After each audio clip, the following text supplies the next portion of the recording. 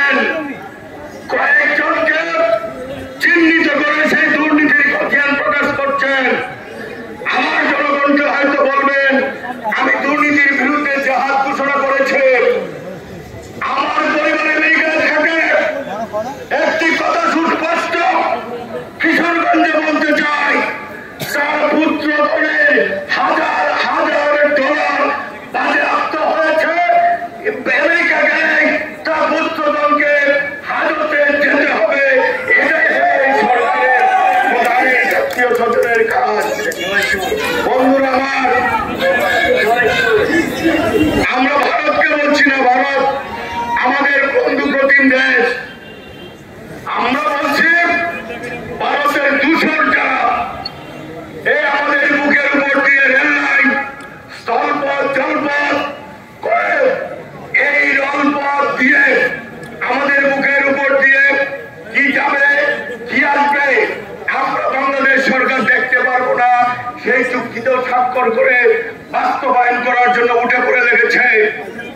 আমরা বলতে চাই শেখ হাসিনা অনতি বিলম্বে পদত্যাগ করে বাংলাদেশের স্বাধীনতা, সার্বভৌমত্ব, গণতন্ত্র টিকানোর জন্য গণমানুষের কাছে ক্ষমতা হস্তান্তর করুন। এটাই হচ্ছে বিএনপির দাবি। আর যে আন্দোলন চলছে, আমাদের নেত্রীকে বেগম খালেদা জিয়াকে অনতি বিলম্বে মুক্তি দিতে হবে। না হয় রাজপথে যারা আমরা নেমেছে গণমানুষকে ঐক্যবদ্ধ করে অবশ্যই তোমার পতন ঘটিয়ে আমরা বাংলাদেশে গণতন্ত্র ফিরিয়ে আনবো, স্বাধীনতা অক্ষুণ্ণ রাখবো। এই আশাবাদ ব্যক্ত করে আমি আরেকটু অনুরোধ করতে চাই। আমি কোনোদিন বক্তা ছিলাম না, আজকে আমি কর্মী। আপনারা হয়তো ময়মনসিং বিভিন্ন সমাবেশে গেলে দেখতে পান আমি চেয়ার টানাটানি থেকে শুরু করে মানুষকে সাথে খারাপ ব্যবহার করি।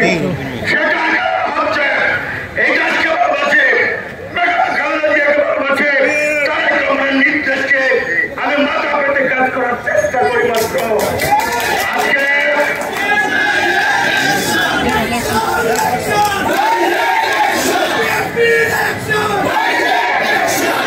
আজকে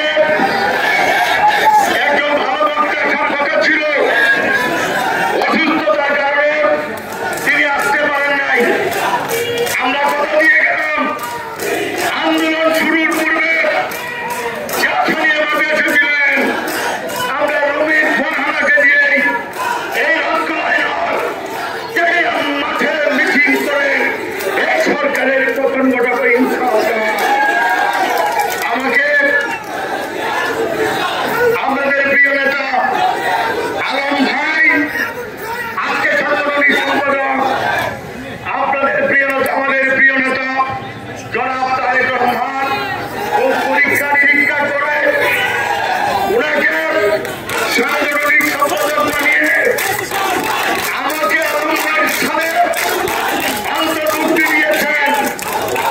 আমার পার্শ্ববর্তী নান্দাইল বাড়ির আলম ভাই, মাধব ভাই, আমার বিএনপির সম্মানিত নেতৃবৃন্দদের সরকার পরামর্শে কিশোরগঞ্জে আপনার সরকারের পতনে যে কোনো কর্মসূচি আছে আমরা আমাদেরকে বলতে হবে না, আমরা শুনে ইনশাআল্লাহ আপনাদের পাশে থেকে আমাদের আন্দোলনের গতি বাড়িয়ে এই সরকারের প্রথম ঘটাবো। এটা আজকে এই রথখলার ময়দানে আমরা শপথ করে গেলাম। বন্ধুরা আমার বক্তব্য দীর্ঘায়িত করিলাম।